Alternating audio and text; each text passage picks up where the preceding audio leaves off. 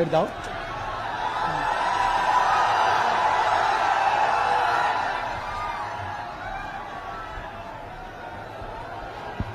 हमारे बीच में बहुजन समाज पार्टी की राष्ट्रीय अध्यक्ष, देश के सबसे बड़े प्रदेश उत्तर प्रदेश की 4 बार मुख्यमंत्री रही, दलितों और पिछड़ों अकलियतों के साथ साथ सर्व समाज की नेता, हम सब की नेता बहन कुमारी मायावती जी हमारे बीच में आ चुकी हैं। हम जोरदार उनका स्वागत करते हैं, इस्तकबाल करते हैं, तो बजाकर स्वागत करते हैं। अब हमारी नेता हमारे बीच में आ चुकी है, हमारी बहन जी हमारे बीच में आ चुकी हैं। हम यहां जो स्वागत करने हम लोग करते हैं, श्री जगजीवन अग्रवाल जी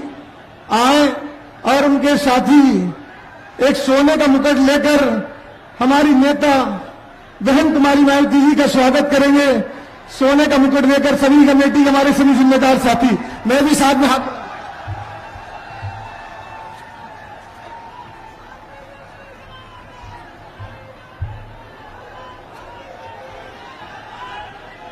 अब मैं दूसरा मुकुट लोकसभा ललितपुर में झांसी ललितपुर लोकसभा के प्रभारी में प्रत्याशी भाई रवि प्रकाश कुशवाहा जी आए और एक मुकुट देकर माननीय हमारी नेता बहन कुमारी मायावती जी का स्वागत करते हैं। आ जाए।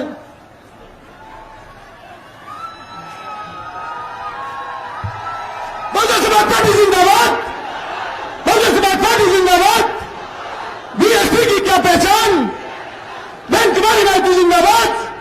बेटियां संघर्ष करो। अब मैं बहुजन समाज पार्टी की राष्ट्रीय अध्यक्ष, हम सबकी नेता आदरणीय बहन जी से हम गुजारिश करेंगे इस जन समूह को संबोधित करने का कष्ट करें। माननीय बहन जी, बहुजन समाज पार्टी जिंदाबाद, बीएसपी की क्या पहचान। माननीय बहन जी, बीएसपी की इस विशाल चुनावी जनसभा में इकट्ठा हुए पार्टी के सभी छोटे बड़े पदाधिकारी एवं कार्यकर्तागण, आज आप लोग देश में व यहाँ आपके उत्तर प्रदेश स्टेट में भी लोकसभा के लिए हो रहे आम चुनाव में अपनी पार्टी के उम्मीदवारों के समर्थन में मुझे सुनने के लिए यहाँ भारी संख्या में इकट्ठा हुए हैं, तो उसके लिए मैं आप सभी लोगों का हार्दिक दिल से आभार प्रकट करती हूँ। वैसे आप लोगों को ये मालूम है कि हमारी पार्टी कांग्रेस, बीजेपी व अन्य किसी भी विरोधी पार्टी तथा गठबंधन आदि के साथ मिलकर नहीं, बल्कि अकेले ही अपनी पार्टी के बलबूते पर पूरी तैयारी व दमदारी के साथ ये चुनाव लड़ रही है। इसके साथ ही हमने टिकट बंटवारे के मामले में भी सर्व समाज के लोगों को उचित भागीदारी दी है, जिनको कामयाब बनाने के लिए अपनी पार्टी के लोग पूरे जी जान से लगे हैं। आप लोगों को ये मालूम है कि हमने आपके इस बुंदेलखंड में जो उरई जालौन रिजर्व सीट है लोकसभा की, तो यहाँ से हमने अपनी पार्टी के वफादार सिपाही को चुनाव के मैदान में उतारा है, जो एरवार धोरे विभिन्न नाम से जातियां जानी जाती हैं, उससे ये ताल्लुक रखते हैं। इसके साथ ही हमारी पार्टी ने तो झांसी लोकसभा की सीट से कुशवाहा समाज को, पिछड़े वर्ग के व्यक्ति को हमने चुनाव के मैदान में उतारा है। कहने का तात्पर्य यह है कि हमारी पार्टी ने क्षेत्र के हिसाब से आपके बुंदेलखंड क्षेत्र में किनकी तादाद ज्यादा है, तो उसको ध्यान में रखकर हमने अपनी पार्टी का प्रत्याशी बनाया है। मुझे झांसी के बारे में मालूम है कि यहाँ पर कुशवाहा समाज काफी ज्यादा है। हालांकि यहाँ के जो हमारा पूरा प्रयास था कि यहाँ के स्थानीय किसी व्यक्ति को, कुशवाहा समाज के व्यक्ति को चुनाव लड़ने का मौका दिया जाए, लेकिन जिसको हमने आगे किया, जब मालूम पड़ा कि वो तो दूसरी पार्टियों के हाथों में अंदर अंदर खेल रहा है, तब हमने उसके स्थान पर, उस व्यक्ति के स्थान पर हमने अयोध्या से यहाँ लाकर कुशवाहा समाज को चुनाव के मैदान में उतारा है। उरई जालौन जो लोकसभा की सीट है, जहाँ पर यहाँ के मूल निवासी को हमने चुनाव के मैदान में उतारा है। तो इस प्रकार से हमने आपके बुंदेलखंड में इन दोनों लोकसभा की सीट से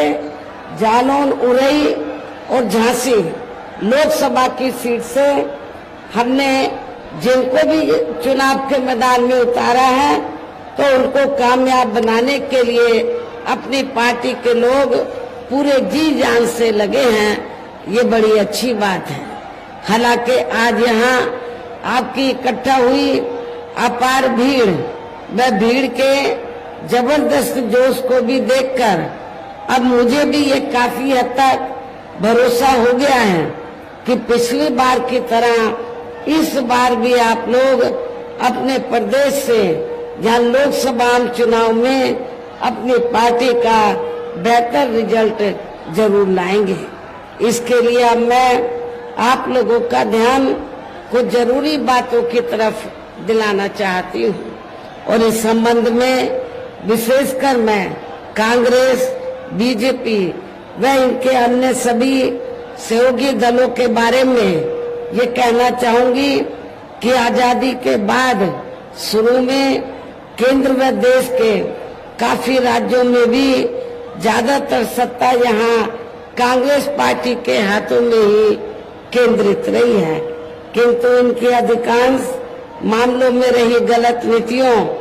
एवं गलत कार्य प्रणाली आदि की वजह से ही फिर इस पार्टी को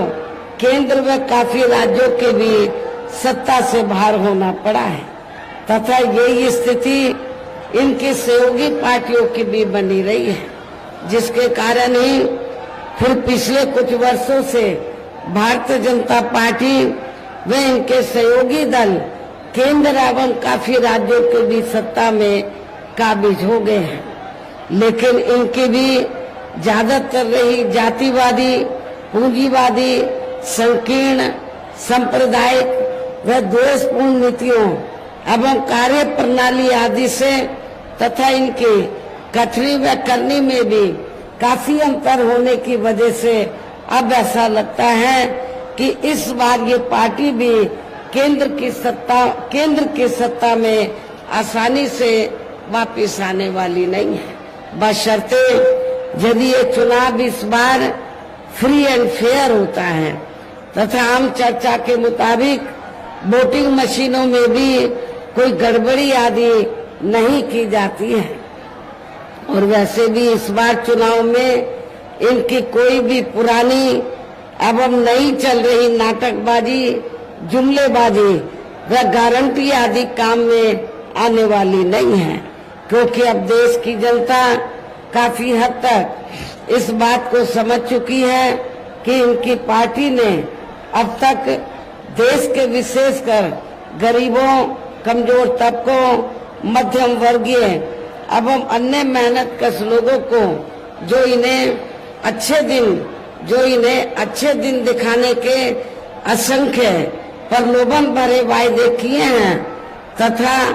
अनेकों हवाई व कागजी गारंटी आदि भी दी है,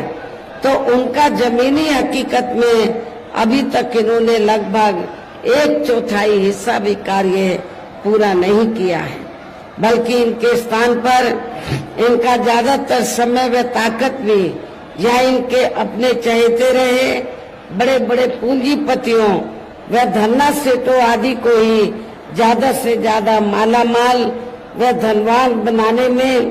तथा उन्हें हर स्तर पर छूट देने वह बचाने में ही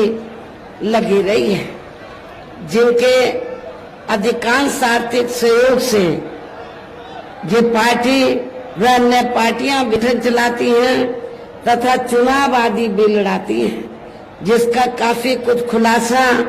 बॉन्ड की आई रिपोर्ट से भी हो जाता है। इस संदर्भ में आप लोगों को वैसे ये मालूम है कि अभी कुछ दिन पहले माननीय सुप्रीम कोर्ट ने तो जिन पार्टियों ने बॉन्ड के जरिए बड़े बड़े पूंजीपतियों और धन्ना सेठों से पैसा लिया है करोड़ों में अरबों में, तो उनकी जब रिपोर्ट का खुलासा हुआ तो हम इस नतीजे पर पहुंचते हैं कि बॉन्ड के जरिए जिन जिन पार्टियों ने बड़े बड़े पूंजीपतियों व धन्ना सेठों से पैसा लिया है, जिसमें कांग्रेस, बीजेपी, अन्य अधिकांश सभी विरोधी पार्टियां शामिल हैं, तो ये सारी पार्टियां तो उस पैसे से अपने संगठन को चलाती हैं और चुनाव आदि लड़ाती है। लेकिन जब ये रिपोर्ट का खुलासा हुआ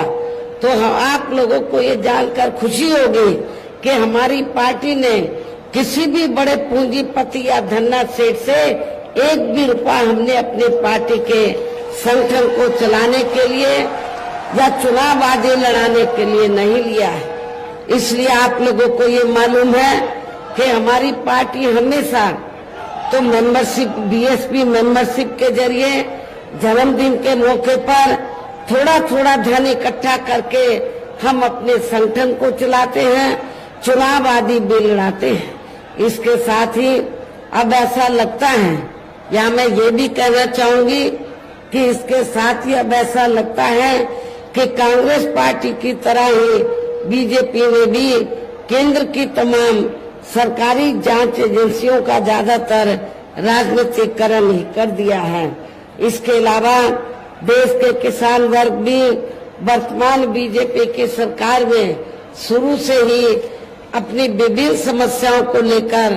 काफी ज्यादा दुखी व परेशान रहे हैं और अभी भी हैं। जबकि यूपी में 4 बार हमारी पार्टी की रही सरकार ने इनके हितों का भी हर स्तर पर विशेष ध्यान रखा है। आप लोगों को मालूम है कि जब जब उत्तर प्रदेश में बीएसपी के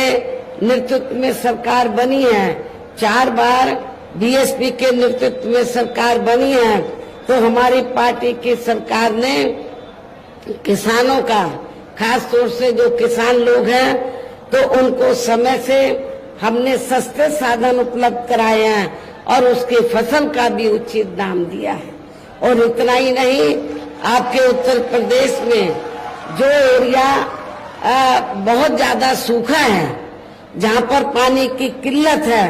दिक्कत है काफी, जैसे आपके बुंदेलखंड में पानी की बहुत दिक्कत है, जहाँ किसान काफी ज्यादा दुखी रहता है, तो हमने अपनी चारों हुकूमतों में किसानों का इस बुंदेलखंड में सूखाग्रस्त एरिया में हमने प्राथमिकता के आधार पर विशेष ध्यान रखा है। इतना ही नहीं, बल्कि केंद्र में पूर्व की रही कांग्रेसी सरकार की तरह ही वर्तमान भाजपा सरकार में भी इनकी जातिवादी, हीन, सांप्रदायिक व पूंजीवादी सोच व नीतियों के चलते ही पूरे देश में सर्व समाज में से खासकर गरीबों, दलितों,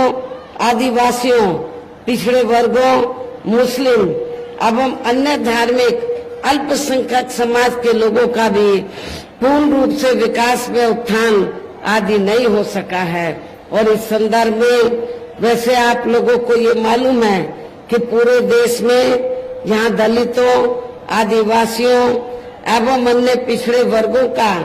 सरकारी नौकरियों में वर्षों से अधूरा पड़ा आरक्षण का कोटा भी अभी तक पूरा नहीं भरा गया है। विशेषकर एससी व एसटी वर्गों के सरकारी कर्मचारियों का पदोन्नति में आरक्षण भी अब काफी हद तक प्रभावहीन ही बना दिया गया है। और जब सपा यहाँ पावर में थी तो समाजवादी पार्टी की सरकार ने तो आपकी इस सुविधा को SC ST वर्गों के सरकारी कर्मचारियों का पदोन्नति में जो आरक्षण था, इसको ही समाजवादी पार्टी की सरकार ने खत्म कर दिया था। साथ ही केंद्र व राज्यों में भी विरोधी पार्टियों की रही सरकारों में इन सभी वर्गों को प्राइवेट सेक्टर में आरक्षण दिए जाने की व्यवस्था किए बिना ही इनके सरकारों के ज्यादातर सरकारी कार्य अब प्राइवेट सेक्टर के जरिए ही इनके बड़े बड़े पूंजीपतियों व धन्ना सेठों आदि को ही दिए जाने के कारण अब इनको पूरे देश में आरक्षण का बहुत कम ही लाभ मिल पा रहा है। इसी प्रकार इनका अन्य और मामलों में भी शोषण व उत्पीड़न आदि होना अभी तक भी बंद नहीं हुआ है। इनके साथ साथ मुस्लिम व अन्य धार्मिक अल्पसंख्यक समाज के लोगों की भी हालत हर स्तर पर यहाँ काफी ज्यादा खराब व दयनीय ही बनी हुई है, जिसका काफी कुछ खुलासा सच्चर कमेटी की रिपोर्ट में भी किया गया है। इतना ही नहीं बल्कि पिछले कुछ वर्षों से केंद्र व अधिकांश राज्यों में भी बीजेपी व RSS की सरकारों के चलते हुए अब इनका विकास व उत्थान आदि होना भी काफी हद तक बंद सही हो गया है। आए दिन इन पर खासकर हिंदुत्व की आड़ में हो रही जुल्म जाति भी यह काफी ज्यादा चरम सीमा पर पहुंच चुकी है। इनके साथ साथ अपर कास्ट समाज में से विशेषकर गरीब लोगों की भी हालत हमें कोई खास अच्छी नजर नहीं आती है। इनके गलत कृषि नीतियों के कारण किसान वर्ग भी आए दिन आंदोलित ही बना रहता है, आंदोलित ही रहता है। साथ ही इनकी गलत आर्थिक नीतियों की वजह से देश की अर्थव्यवस्था पर भी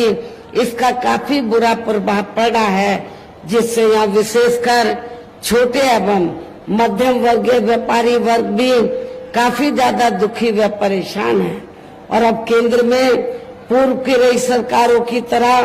वर्तमान भाजपा सरकार में भी यहाँ पूरे देश में गरीबी, बेरोजगारी एवं महंगाई आदि भी लगातार काफी ज्यादा बढ़ रही है। देश में हर स्तर पर फैला भ्रष्टाचार भी अभी तक खत्म नहीं हुआ है। साथ ही अपने देश की सीमाएं भी अभी तक पूरे तौर से सुरक्षित नहीं है। ये भी बड़े चिंता की बात है। ऐसे में अब आप लोगों को देश में हो रहे लोकसभा चुनाव में कांग्रेस, बीजेपी व इनकी सहयोगी पार्टियों को भी केंद्र की सत्ता में आने से जरूर रोकना है। जिनकी गलत नीतियों व गलत कार्य प्रणाली आदि को आप लोग काफी हद तक आजमा भी चुके हैं। ऐसी स्थिति में अब ये विरोधी पार्टियां इस चुनाव में भी किस्म किस्म के साम दाम दंड भेद आदि अनेकों हथकंडे इस्तेमाल करके केंद्र की सत्ता में आने की पूरी कोशिश में लगी हैं, जिनसे अपनी पार्टी के लोगों को हर स्तर पर काफी ज्यादा सावधान रहना है। और इस मामले में विरोधी पार्टियां अपने अपने पक्ष में हवा बनाने के लिए खासकर मीडिया, ओपिनियन पोल व सर्वे आदि का जो बड़े पैमाने पर इस्तेमाल कर रही हैं, तो उनसे भी अपनी पार्टी के लोगों को बिल्कुल भी गुमराह नहीं होना है। इसके साथ ही विरोधी पार्टियों के विभिन्न रूपों में जारी किए गए इनके हवाई व प्रलोभन भरे चुनावी घोषणा पत्रों एवं वायदों आदि के बहकावे में भी अपनी पार्टी के लोगों को कतई नहीं आना है। जिन्हें ये पार्टियां चुनाव खत्म होने के बाद ज्यादातर अमल में नहीं लाती हैं और अब जिन पर से देश की जनता का अधिकांश विश्वास ही उठ गया है। यही खास वजह है कि हमारी पार्टी किसी भी चुनाव में अपनी पार्टी का कोई भी चुनावी घोषणा पत्र आदि जारी नहीं करती है। वैसे भी हमारी पार्टी किसी भी मामले में कहने में बहुत कम बल्कि कार्य करके दिखाने में ही ज्यादा विश्वास रखती है। और इस बात का सबसे बड़ा सबूत यह है कि उत्तर प्रदेश में 4 बार हमारी पार्टी के नेतृत्व में रही सरकार ने चुनाव में अपनी पार्टी के बिना कोई जारी किए गए चुनावी घोषणा पत्र के ही प्रदेश में आम जनहित में काफी कुछ ऐतिहासिक कार्य करके दिखाए हैं, जिनकी अब देश में अधिकांश पार्टियों की सरकारें काफी नकल भी कर रही हैं। जबकि इस मामले में हमारी पार्टी का ये कहना है कि यदि इन पार्टियों के स्थान पर केंद्र में हमें अपनी पार्टी की सरकार बनाने का मौका मिलता है तो तब फिर हमारी पार्टी की बनी सरकार केंद्र में यहाँ अब तक रही सभी विरोधी पार्टियों की सरकारों की तरह केवल हवाई व कागजी कार्य आदि नहीं करेगी, बल्कि उत्तर प्रदेश की तरह ही जमीनी हकीकत में ठोस कार्य करके दिखाएगी। और इस संदर्भ में खासकर मैं ये कहना चाहूंगी, केंद्र द्वारा देश में पिछले कुछ समय से अति गरीब परिवारों को अस्थायी तौर पर फ्री में जो थोड़ी सी खाद्य सामग्री दी जा रही है, राशन आदि दिया जा रहा है, तो उससे इनका यानी कि गरीब लोगों का स्थायी तौर पर भला होने वाला नहीं है। लेकिन आप लोगों को ये मालूम है, जब भी कोई चुनाव आता है, छोटा चुनाव आता है या बड़ा चुनाव आता है, तो तब फिर बीजेपी व आरएसएस के लोग गांव-गांव में जाते हैं, शहरों की बस्तियों में जाते हैं और गरीब लोगों को क्या कहते हैं कि बीजेपी ने, आरएसएस ने तो आपको फ्री में सस्ता राशन दिया है, तो इसका नमक आपको अदा करना है, इसलिए आप लोगों को बीजेपी को वोट देना है। लेकिन आप लोगों को मैं ये बताना चाहती हूँ, इसमें रत्ती भर भी सच्चाई नहीं है, क्योंकि जो भी राशन आपको फ्री में दिया जाता है, बीजेपी और आरएसएस अपनी जेब से नहीं दे रही है आप लोगों को, बल्कि जनता, पूरे देश की जनता जो टैक्स देती है, जो पैसा आपका है, उस टैक्स के जरिए सरकार के पास जो धन जाता है, उस धन से आप लोगों को फ्री में राशन दे रही है। ये कोई बीजेपी और आरएसएस की मेहरबानी नहीं है। इसलिए आप लोगों ने कोई उनका नमक नहीं खाया है, बल्कि अपना खुद का नमक खाया है। आप लोगों ने टैक्स के जरिए सरकार को पैसा अदा करके। वैसे भी इनकी ये जटिल समस्या देश में हर हाथ को काम देने से केवल दूर हो सकती है, जिसकी तरफ हमारी पार्टी की बनी सरकार विशेष ध्यान देगी। साथ ही देश में पिछले काफी वर्षों से आए दिन बढ़ रही गरीबी, बेरोजगारी व महंगाई आदि से भी जनता बहुत ज्यादा दुखी व परेशान है, जिसे भी आर्थिक नीतियों में तब्दीली करके जरूर दूर किया जाएगा। धर्म की भी आड़ में पिछले कुछ वर्षों से खासकर मुस्लिम समाज के लोगों का द्वेष की भावना से जो उनका काफी ज्यादा शोषण व उत्पीड़न आदि किया जा रहा है, तो उसे भी जरूर रोका जाएगा। और ये सब हमने अपनी यूपी की रही सरकार में करके भी दिखाया है। इसके अलावा हमने यूपी में सर्व समाज में से गरीब एवं बेरोजगार लोगों को बेरोजगारी भत्ता आदि न देकर उन्हें बड़ी तादाद में रोटी रोजी के साधन भी उपलब्ध कराए हैं, जो अब ये कार्य भी अधिकांश ठंडे पड़े हैं, जिनको फिर केंद्र में बीएसपी की सरकार बनने पर प्राथमिकता दी जाएगी। कहने का तात्पर्य ये है कि देश में इस समय हो रहे लोकसभा चुनाव में विरोधी पार्टियों के जारी किए गए उनके हवाई व प्रलोभन भरे चुनावी घोषणा पत्रों आदि के बहकावे में अब यहाँ खासकर देश के अति गरीबों, मजदूरों, बेरोजगारों एवं अन्य मेहनतकश लोगों को बिल्कुल भी नहीं आना है। और अब इन्हें ऐसी सभी विरोधी पार्टियों को हर हालत में केंद्र की सत्ता में आने से जरूर रोकना है, जिनकी कथनी व करने में काफी अंतर रहा है तथा जिन्हें ये लोग काफी आजमा भी चुके हैं। ऐसे में अब मेरा यही कहना है कि आप लोगों को अपने खुद के व अपने प्रदेश एवं देश के भी हित में, अपने क्षेत्र के भी हित में अपने वोटों को या कांग्रेस, बीजेपी व अन्य विरोधी पार्टियों को न देकर केवल अपनी एकमात्र हितैषी पार्टी बहुजन समाज पार्टी को ही देना है। जो ये पार्टी उत्तर प्रदेश की तरह ही केंद्र में भी अपनी पार्टी की सरकार बनने पर फिर पूरे देश में यह अपनी पार्टी की सर्वजन हिताय व सर्वजन सुखाय की नीतियों पर ही आधारित सरकार चलाएगी। इसके साथ साथ केंद्र से जुड़ी आपके क्षेत्र की जो भी यहाँ स्थानीय समस्याएं होंगी तो उन्हें भी फिर दूर करने का हर संभव पूरा प्रयास किया जाएगा। और आपका जो सबसे बड़ी समस्या क्या है कि बुंदेलखंड जो क्षेत्र है आपका बहुत पिछड़ा हुआ है। आप लोगों की लंबे अरसे से ये मांग रही है कि बुंदेलखंड क्षेत्र को अलग से स्टेट बनाया जाए, अलग से प्रदेश बनाया जाए। जब हमारी केंद्र में सरकार होगी तो इस मामले में जरूर सकारात्मक कदम उठाया जाएगा। आपके बुंदेलखंड को अलग से स्टेट जरूर बनाया जाएगा।